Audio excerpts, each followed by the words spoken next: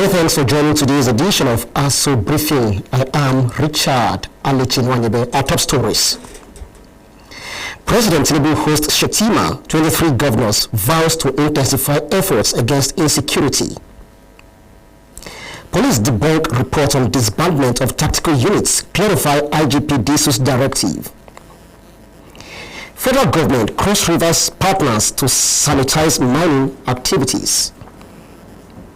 You're watching Aso Briefing. Don't forget that you can watch us live on DSTV channel 392, StarTimes TV channel 127, and on Free TV, look us up on channel 507. On the UHF band, you can find us on channel 38. Don't forget that this news is also streaming live on our Facebook and YouTube channels. Now we go ahead with details of all our stories. President Bola Tinubu has promised to intensify efforts against insecurity across various parts of the country. President Tinubu stated this on Sunday when he hosted Vice President Senator Kashim Shettima and the 23 governors at his Lagos home for the Eid al-Fitr.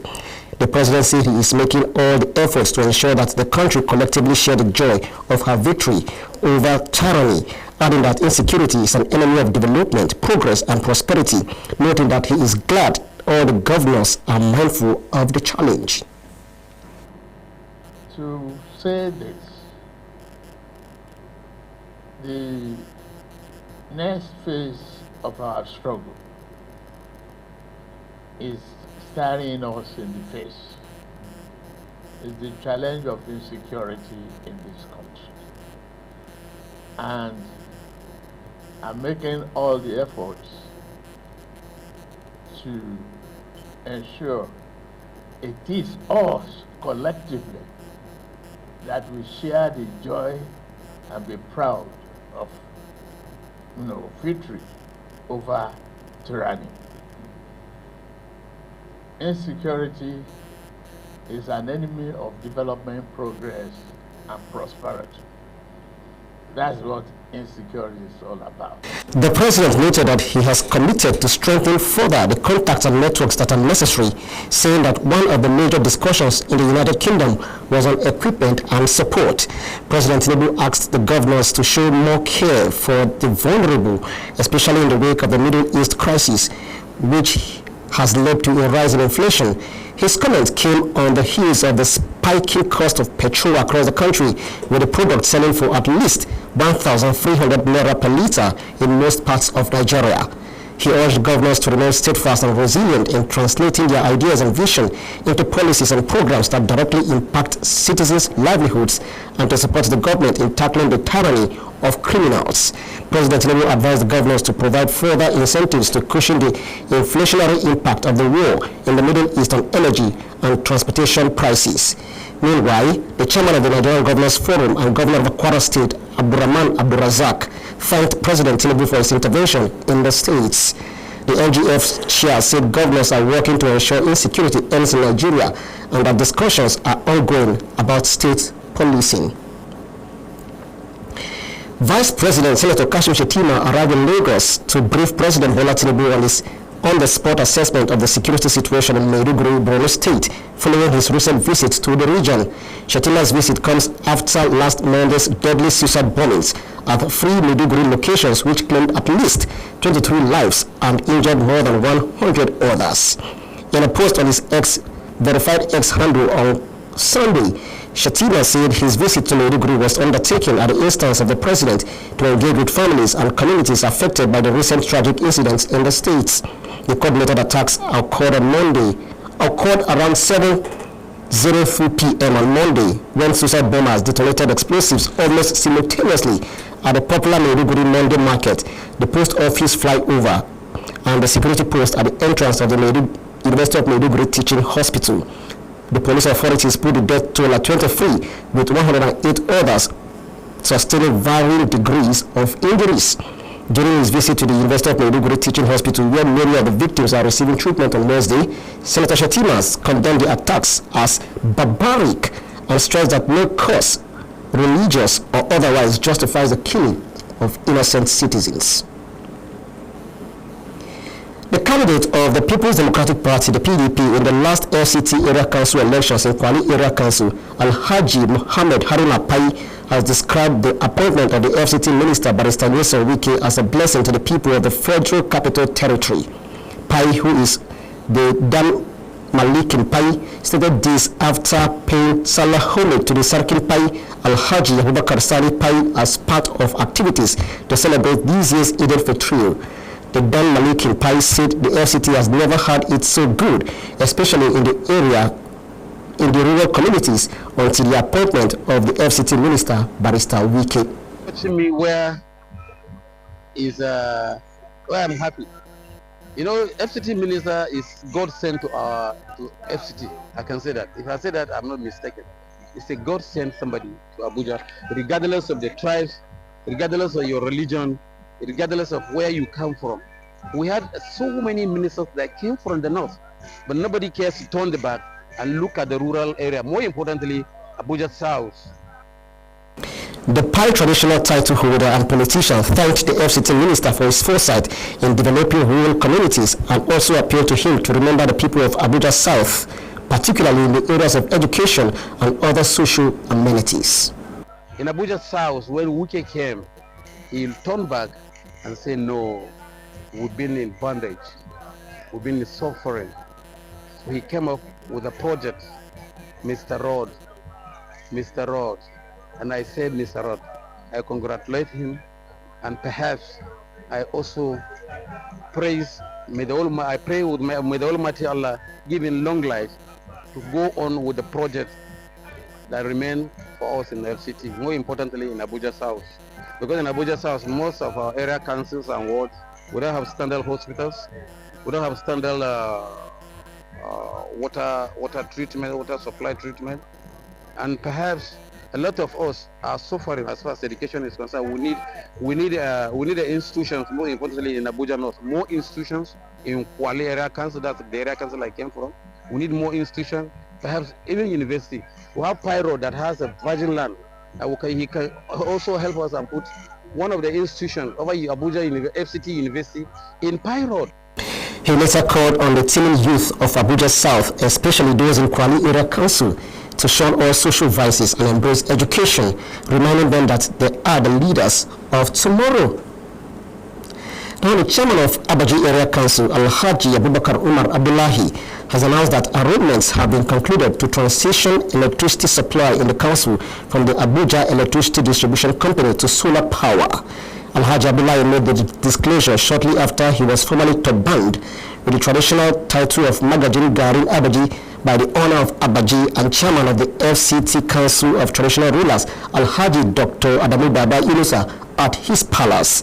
He explained that the decision to switch from AEDC electricity to a solar-powered system was aimed at ending the persistent power challenges experienced by residents of the council for several months.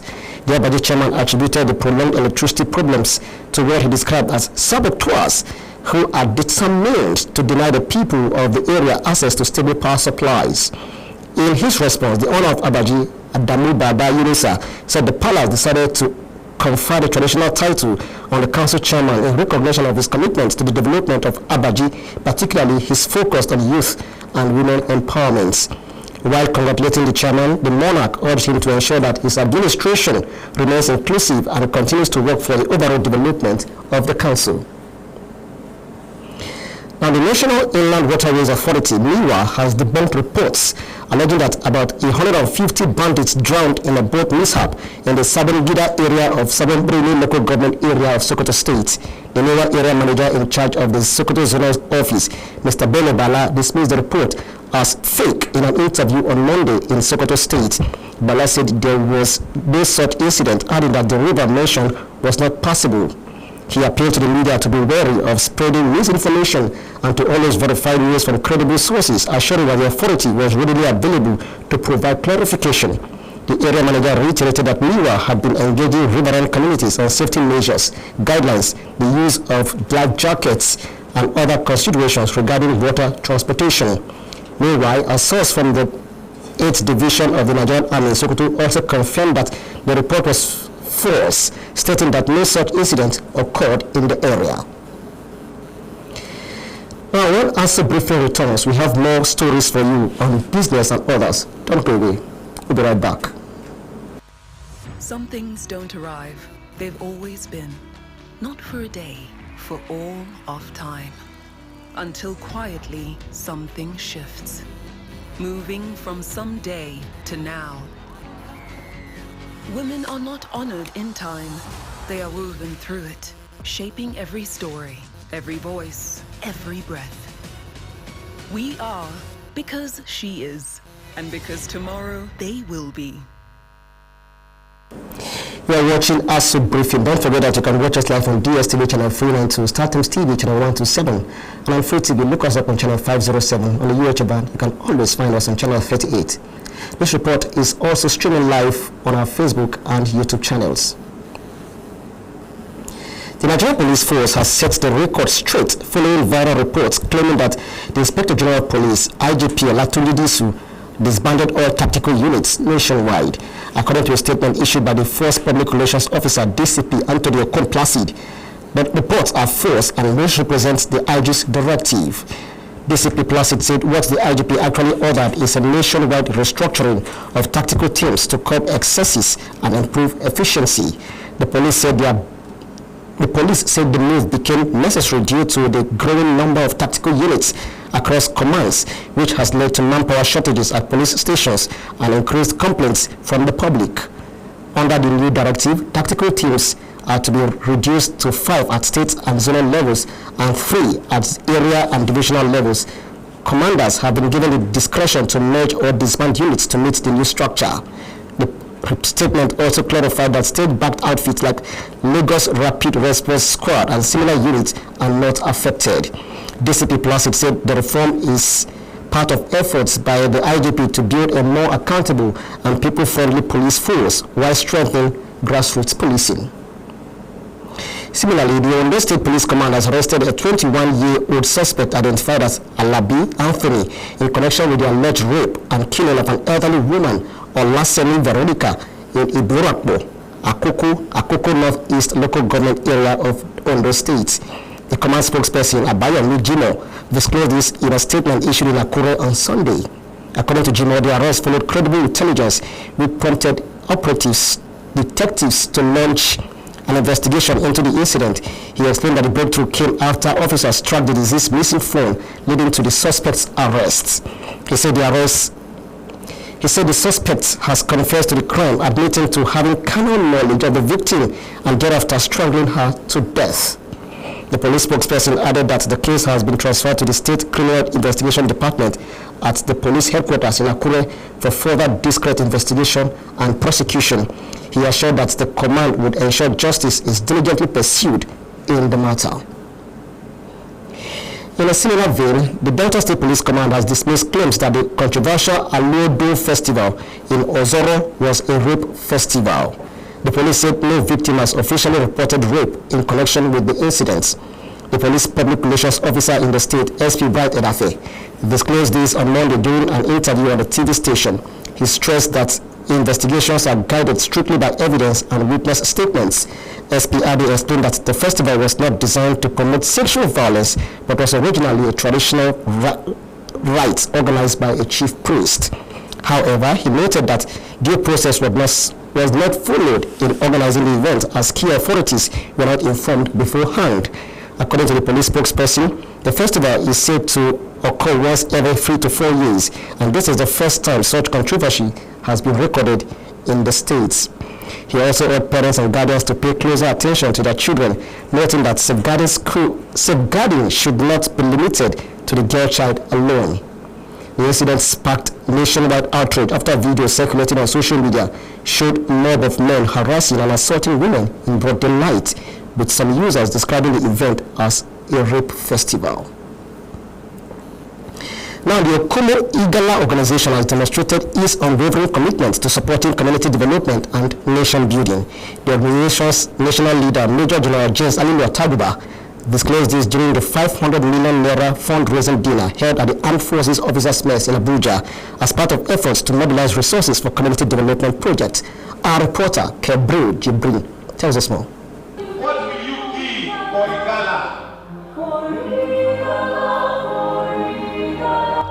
beauty, color, as well as the voices of the Igala and Basa nations are well represented in this hall for the auspicious 500 million naira fundraising dinner organized by the Okomu Igala organization, a renaissance project aimed at the total advancement and development of the Igala and Basa nations.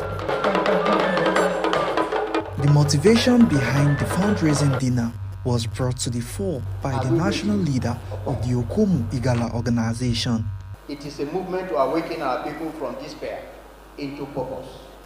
It is a platform to organize and strengthen into measurable impact.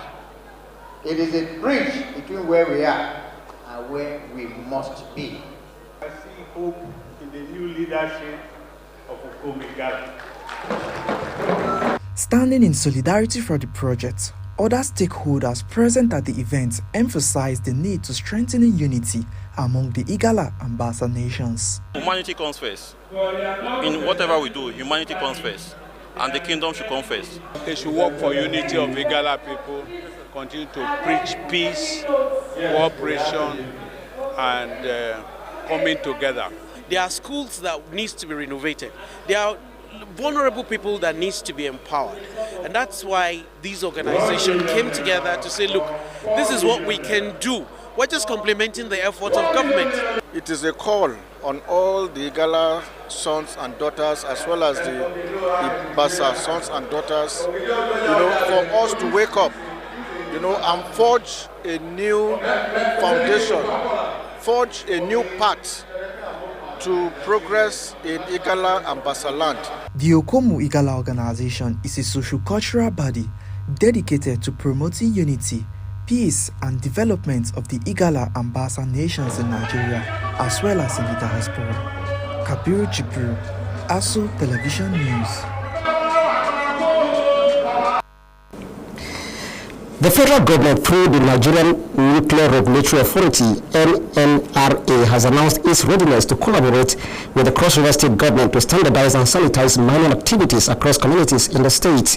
The operational head of the NNRA, Emenebong Essien, disclosed the agency's position during a courtesy visit to the Commissioner for Mineral Resources, Utufam Effiam Akaha Otu, on Monday at his office in Calabar, noting that the move is aimed at enhancing safety and oversight in the extractive industry.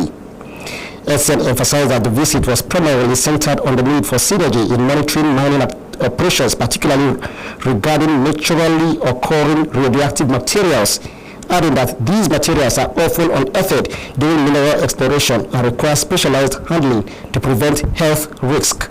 She further highlighted that working closely with the State Ministry of Mineral Resources is essential for identifying and managing radiological risk within the state's solid mineral sector. In his response, the Commissioner for Mineral Resources, Otu, said the state government, under the leadership of Governor Basi Otu, is firmly committed to sanitizing the mining sector and its operations. Otu assured the federal delegation of his full cooperation, emphasizing that the state's priority is to protect its ecosystem and populace from hazardous substances and unregulated mining practices. He assured the Nigerian Nuclear Regulatory Authority of the state's commitment to the mandatory profiling of all mining entities, maintaining that the initiative is for documentation and identification of their operational status for peace and security within the sector.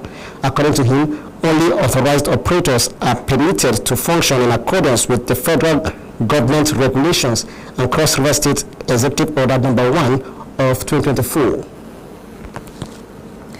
Now, a faction of the People's Democratic Party, backed by the Minister of the FCT, Barrister Wilson Wiki, has inaugurated its National Convention Committee. Speaking at the inauguration of the committee in Abuja, the chairman of the National Caretaker Working Committee of the party, Alhaji Abdurrahman Mohammed, urged the committee to plan and implement an all-inclusive national convention. He said the committee has the responsibility of planning and delivering a national convention scheduled for the 29th and 30th of March 2026 that will stand firmly on the pillars of legality, legitimacy, and inclusiveness. He called on the committee to discharge its responsibilities with diligence, impartiality, and a deep sense of duty to the party and the nation. In his acceptance speech, the chairman of the convention committee, former governor of Abia State, Okezie Bazu, promised to justify the confidence reposed in them by putting up a historic convention. In his remarks, the acting national chairman, secretary of the party, Senator Simon Anyanwu, expressed the hope that the convention will produce credible national working committee that will ensure victory for the party's candidates in the coming general elections. Senator Anyanwu urged members of the committee to work together for the interest of the party. And that story brings us to the end of Aso Briefing for today. Many thanks for watching. I am Richard Alechinwangebe.